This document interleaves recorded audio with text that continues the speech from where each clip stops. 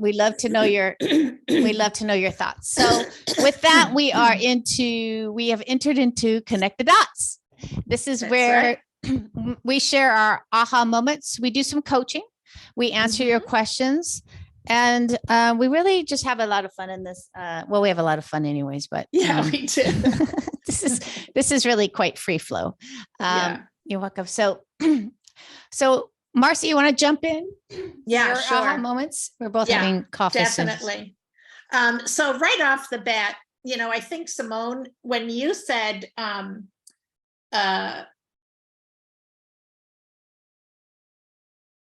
how important it is to just ask the question, what do I want? I was like, yes, yes. Because I think people get tired of like me saying this all the time. Like, what do you want? What do you want? You're the creator. When you said that, I could like feel my whole field like coming alive and saying, yes, what do you want? It's such an important question for people to ask, and to give yourself permission to ask that question. It goes back to all that programming, right? Where we're not enough, we're not lovable enough, we're not valuable enough, not worthy enough, and we should just be grateful for whatever it is that we've been given. Yeah, those days are over. What do you want? That's right, Wendy. Ooh. What do you want? So that was a huge aha for me. And I wanted to emphasize that with our audience. I also like to say with that, people will say that, oh, I can't do that. And my response is, well, do you want to? And they're like, no, I would never want to do that. So use the words, right? Use it. The words you use are so important. I once had someone say to me, oh, I could never climb Kilimanjaro. That would be way too hard. And I said, well, do you want to? They're like, no. And I was like, so it's not that you can't do it. It's that you don't want to do it. So ask yourself what you want. I'd like to add something to that. That is so perfect. This sort of came alive for me. I'm going to share a little story, a little intimacy here with you. But this was while I was still married and very much in the sort of patriarchal bubble. And my oldest son had given me a book for my birthday. And the name of the book was Funny You Don't Look Buddhist. And at the time, I was very much into my studies as a Buddhist. And I remember reading the book, and it was all about this woman who, was a Buddhist teacher and living very much a typical sort of life, mother, wife, et cetera, et cetera. And at the end of the book, she's getting ready. She's packing her suitcase and her briefcase to leave on a trip to go and speak, right? She's going to go be a speaker and to do some teaching. And she describes her husband being in the family room, newspaper on his chest and the light on, he's asleep, and having this feeling of appreciation for him being in that chair. But it was this compared to the excitement that she felt about leaving to go do this talk and be a part of this community. And I remember, I might get emotional, I remember putting that book on my chest and weeping so deeply, because I knew in that moment how I was living would never allow me to do that. And that was what I was meant to do. And it was, you talk about, a moment of like the world stopping still. That was it for me. And it was just this little mention of her, this excitement that she felt and this recognition. The man who was in my easy chair upstairs would never allow that. It would never happen. And it was a call for me to begin the process then of loving myself enough to become who I was meant to be. And it's why I'm here with you today. Can I add something to that? Mhm. Boy, books are so powerful. Oh, yeah. I think probably everybody has a story, and I totally felt that when you had that feeling, and you know that you're at that precipice, you're at the fork in the road, right? And it's like, what do you want to do, and what are you going to do? I had the same experience when I was finally realizing that there was something very wrong with being in this abusive relationship. And I sat in front of she actually was an energy therapist. And she said, have you ever heard of narcissistic energy? I was like, I don't know what that is. But the truth is, I had experienced it my whole life. And she gave me a recommendation for a book.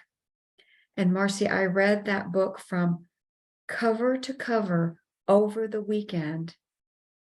And every page, it was like things started to finally make sense.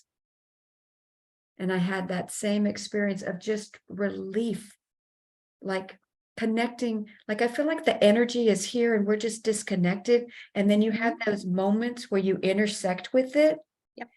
And that fullness that you have, even though there's grief and there's release and all that, there's this knowing that you don't have to stay on that path, and you were meant for greater things.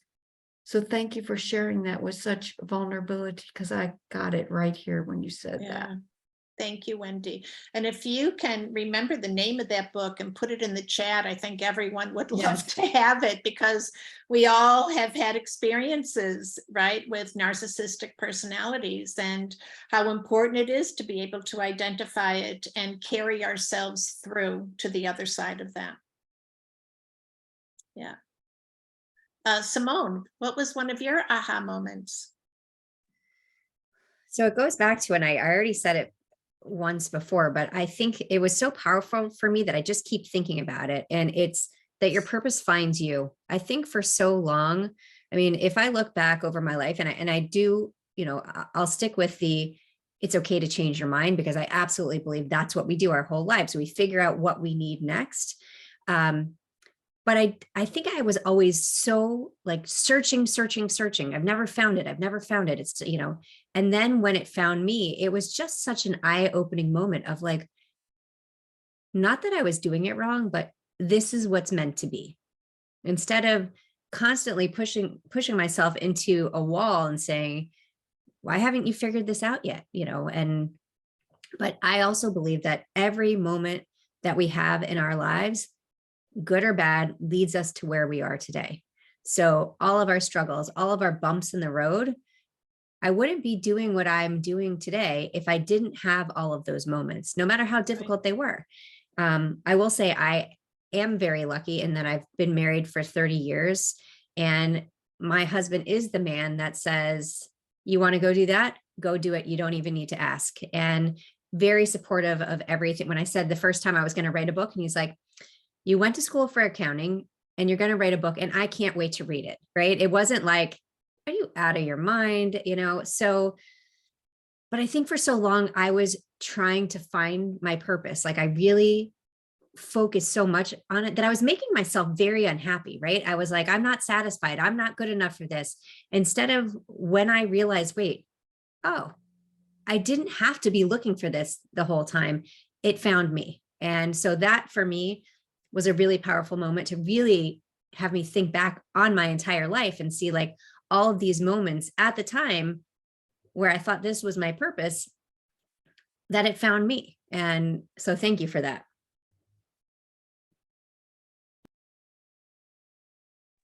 How about you, Wendy? Does my Whoops. husband have a twin brother? Yeah, That's so I was funny. just going to write the same thing. She was reading my mind. Yeah. Yeah. No, unfortunately not. Yeah. Wendy, did you have a aha moment you wanted to share? My goodness, which one do I start with? Let's see, I highlighted a few.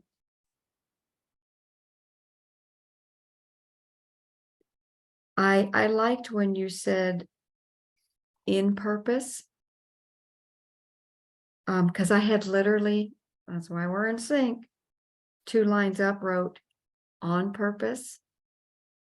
And then I also really got the sense of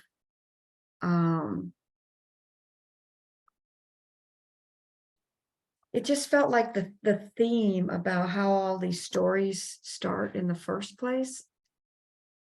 You know, the origin of it and how much compassion and love we need to give that younger version of ourselves who didn't have the capacity to understand and know a different path. And look at how freaking fantastic we did to just get through those parts and those stories.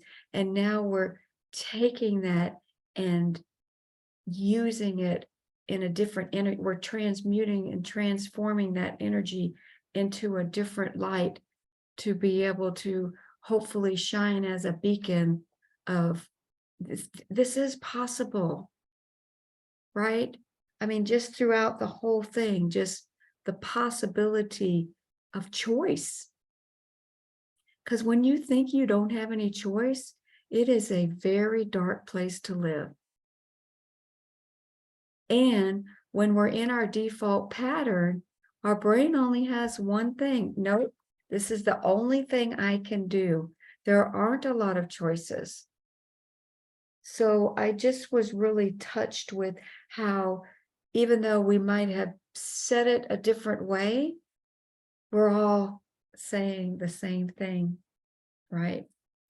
And that's how I know that I am on purpose, because when you are, then these conversations just keep reminding you, oh, yep, here we are. You know, Simone, when you said about, you know, your purpose finding you, yes, because you finally are being seen enough to be found. You're finally at that point where you have just enough little spark where it's like, oh, now I can dock in there. You know, it's there. It's always been there. We just had an eclipse. Sometimes it's just being eclipsed. That's right. So true. Very true. Yeah. Thank you. How about you, Aim? What was one of your aha moments? Well, I love to, one of the things I love to speak on is that when Wendy said, you know, she crashed and burned. And, you know, I just think it's important for us to remember that that's not a bad place to be. Like, we all think that going up is the best. But it's also when you're down in the depths is when you really learn about yourself, and you really get to figure it out and get to know yourself. And I just think that we've been programmed to think that being high up is the best place and the place you always want to get to. And oftentimes we take shortcuts to get there. And we think we can, you know, take this shortcut to get that height. Then when we take the shortcut and we're there, it's miserable for us because we haven't discovered our own self in such a way, or know ourselves in such a way that we make good choices. We make choices that are for us, not for other people. And so this is, I love it when people share their crash and burn stories. I mean, I've got a ton of them. And it doesn't have to be pretty. It could be very messy and sloppy. When I crashed and burned after my fiance passed away, it was very sloppy. It wasn't pretty, you know, and that's something that I got to learn from on how to get out of that type of fear, anxiety, and total depression. I had to learn how to do that myself. And with reaching out to my friends and my family and asking for help, and in that, knowing that people are generally good. People will show up for you. People are there to support. We are, like even Marcy and my relationship. I probably wouldn't have been able to accept it if that happening did not happen to me. And I did not learn how to receive and ask and show up for other people and myself. And so when you are in these crash and burn situations, I just want everyone to know that, you know, the small steps are the best steps. Whether it's getting off the couch for the day, whether it's signing up for that class, whether it's, you know, calling your best friend and telling her exactly how you feel and what you're going through. The small steps are usually the best steps, and that they don't have to be big, and you don't have to be a superwoman.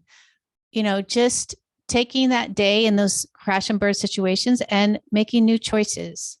And I also like the community aspect that Wendy tapped into, because another note, when I decided I was not happy in my marriage, this is before my fiance, I got into a community of women. That's what I did. I didn't know what I was getting into, but I was like, she was channeling, we were meditating. I was like, what the hell is this? This is 2001. And I was like, I don't know what this is, but it sounds good to me. This is resonating with me. I'm going to keep going every Monday night, keep going to this community of women. And 3 years later, I left my husband. No pain. It was a statement. And I left. And so I want everyone to remember that the small steps, the cultivating of self, the unfolding, as Marcy says, and this understanding of like, who am I? What do I want? What's important to me? It's a small steps. It's not leaps and bounds, because then you will take shortcuts. And when you take shortcuts, even in the pursuit of transformation, you won't be satisfied.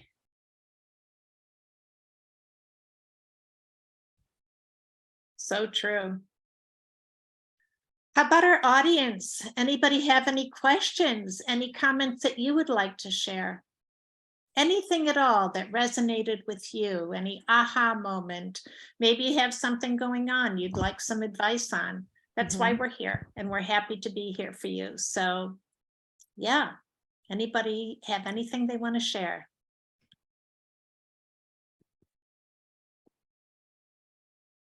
You can either put it in the chat or you can raise your hand.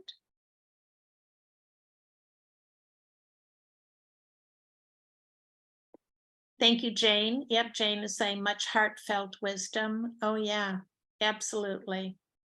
You've got some real heart-centered women here for sure. Sue, you want to know where your hand is? Virginia. Yeah, you can just talk. Yeah, just talk, Sue. Just yeah. Use your voice as your hand. Unmute yourself. Yeah. You're already unmuted. We can hear you. Yeah, go ahead. Thank you. You know, I use my mind my whole life to protect my heart. And you're sharing your heart is so powerful. And Wendy's saying we don't have to do it alone. And my connecting with Marcy in person is so powerful.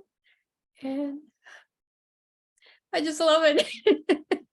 I love it when my heart is allowed to feel. And I love women. I used to not love women because I didn't think they liked me. And it's all in the heart. It's just all in the heart. And when the mind stuff starts being activated, I start feeling confusion. And to me, it's like, okay, there's all this mind stuff that has been our conditioning that is like so confusing. I came in the earth with open heart, and I know it's my purpose, but I had to learn not to be my purpose. So I love it when you share from your heart. Thank you. Thanks. And thank you for sharing from your heart. My gosh, I mean, this is what it's all about, our hearts opening. Yeah. And that's what those crash and burns are all about. They Yeah. crack our chest open, don't they? They just crack that heart open so that we can be authentically us, a full expression of that God within us, that goddess energy that is, just clamoring to get out. Yeah. And one thing that arose for me too is like, I'm so tired of the male-female separation, conflict and separation. I'm like, we're all victims, or, we're all conditioned. We're all chose and choosing and all of it. I just so much want to be liberated from all that heaviness, all that judgment I do to others and myself. Yeah. And I'm just so tired of it. And when I connect to your heart, there's like a freedom. There's freedom there. Yeah.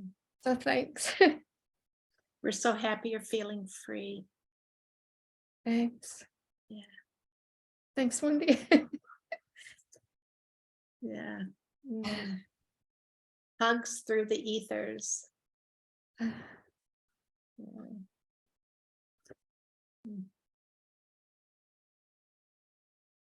You are so lovable, my dear.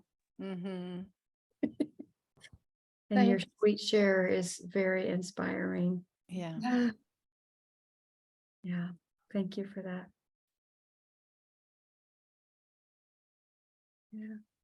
I think it's one of those hard things where when we think about other women and we think that they don't care for us, right? I mean, and the way I look at the world is I want to elevate other women. I want to be here to support them.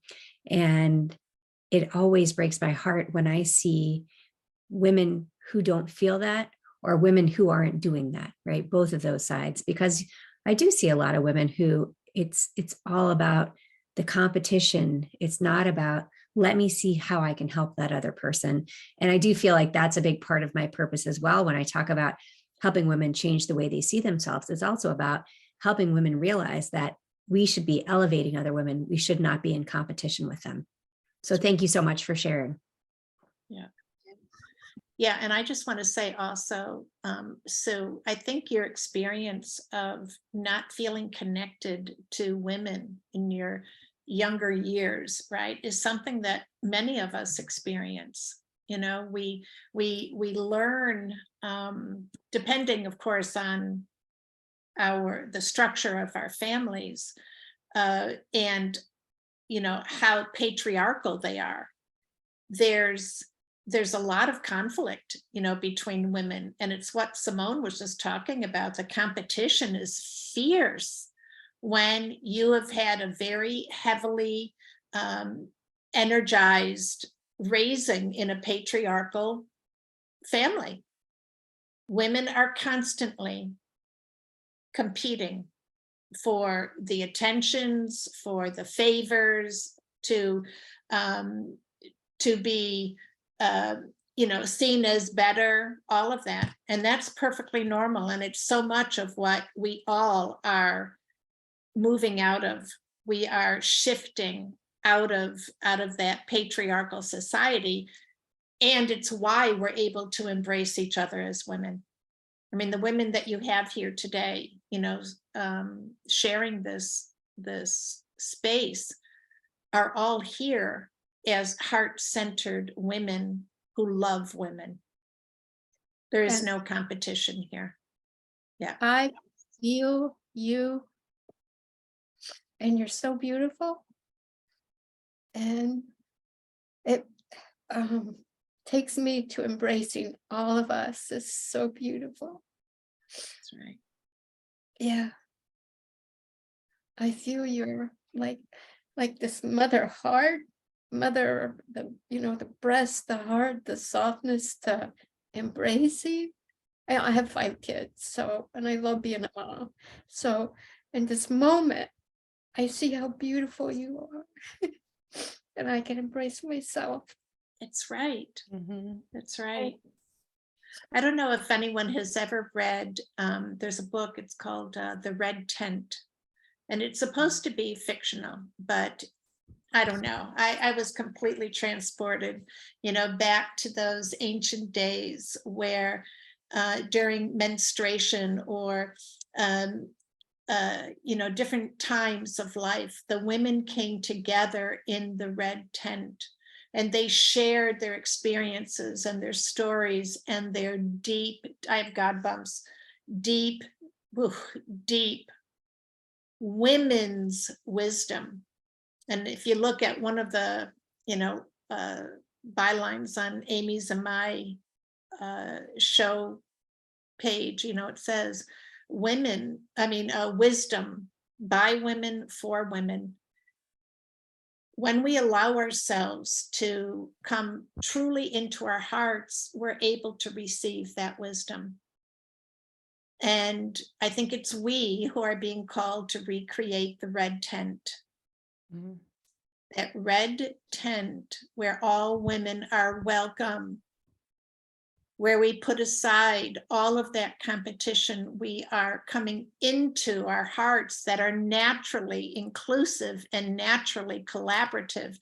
That's the power of the woman. So filled with compassion, so filled with grace. And so very much that's the intention of Amy's and my coming together. It's to create this red tent. Yeah, I think creating sacred spaces Yeah. for women is really important. Sacred, safe spaces where we could be who we want to be and who we are and really learn from each other, as Marcy says. And the more we create those sacred spaces and invite women in, the more there's more understanding for us and for our for the men in our lives also. I think you hit upon that point too, which I'm a lover of men. I'm a promoter of having men really step into their power as far as letting go of these, ideas that they have about themselves and about women, and to really support men through that. Now, whether they take it or not is another thing, but for me, I'm an advocate of that also. So everyone's been conditioned, as you said, and everybody deserves freedom just to be who they are, to love as they want, and to express themselves in a way that is driven through goodness, kindness, having that as the intention and not control or harsh words or anger. So yeah, we as women can facilitate that very well for the men in our lives. That's Just right. through our voice, through our actions, through our choices. We can actually create a lot of change around that. I'd love to, that was beautiful, and I loved how you said that, Amy, and I want to add just a few words about when women are either in the space of heart open or not, because I know that when I was really in my hustle of my worthiness, I was in survival mode. Right? So when I was in survival mode, I was really, the fuel that I used was my masculine energy. And even though deep down here, I wanted connection and I had a big heart, because I was in survival mode, I was that woman that I was collaborative, but I was also surviving. And it was all just a protection mechanism. And I think that in order for us to really transform, is that we continue to build that compassion and acceptance and loving for ourselves. Because what changed for me is when this changed, I saw other women differently. They weren't somebody that had a closed heart or were, mean spirited. I didn't see that. What I saw is, oh, that's where your pain shows up. That's where your story shows up. That's where your healing needs to be. And so it created more compassion versus the separation. And so now I can hold the energy, whether somebody has reached the heart opened part of their journey, or they're still on the part of their journey like I was, because it's a protective, it's bubble wrap, right? Because if I can be this way and it can be this way, then I don't have to get close enough or intimate enough for you to really see who I am. Because if you really saw who I was, then I might not be lovable. Because we've all been the manipulator. We've all hurt people. We've all unintentionally or intentionally caused harm or thought or whatever it is on other human beings. So really understanding that that olive branch is tethered from us to them. It's an extension. And what we see in everybody else, there's still parts of us that are asking to be healed and loved on. That feels like that's really where the shift happens. Very true. That was beautiful. Thank Yeah. you, Wendy. And I apologize, but I have to go because I have to go pick up one of my kids. That's okay. Thank you Simone. so much. I really enjoyed being here and I look forward to keeping in touch. And Yes. again, I really enjoyed it. So thank you so much. We're so grateful to you. Thank you so Yeah. much for your Thank you, Simone. generosity. Yeah. Thank and your you. deep Really wisdom. generous. Yep. Bye-bye. Everybody say Bye. goodbye to Simone and thank you. Bye, everyone. Thank you. No timer. Bye, Simone. Thank you. Bye. Beautiful. All right. Anyone else? Any questions, any comments? You have our undivided attention. You can put it in the chat or raise your hand. Or just speak. Just speak. Yeah. Shout it out. Shout it out. Exactly. Anybody? I don't know if you've noticed, but everything is a song lyric to me. I'm a It's a great singer way to as well live. as a life coach, so everything is music to me. There Yeah, you go. that's amazing. That's great. Beautiful. Catherine is saying, thank you all. You're so welcome, Catherine. We really appreciate you being here and letting us know what has touched you with your notes in the chat and, you know, what you're thinking about things. Thank you so much for that. Thank you to Carrie, who did the same. Carrie had to leave. Let's see. Who else? Shauna, thank you. Thank Mhm. you for your contribution. Jane. Yes. Jane had to leave a little early, but she left Yeah. a little so thank much. you. Yeah, everybody. All right. So I think we hit our time. Yeah, I think we did. That's it. This was a really great show this month. Yeah. I thought it was very everyone did such a beautiful job. Thank you, Wendy and Simone and Marcy, of course. And beautiful seeing you again, Sue. I want to call you Virginia, but Marcy keeps calling you Sue. I'll go with that. I'll go with that, Sue. Yeah. All And- right. Well, thank you, everybody. Yeah, this has been just beautiful. Mhm. Much right. love. Thank you, Wendy. Be well, y'all. Bye-bye. All You right. too. Bye-bye. Thank you. Thank you. Here we are. We are going. Thank you, Sue. Have a good rest of your day. Thank you too. Bye, Marcy. Bye. Let's stop this here.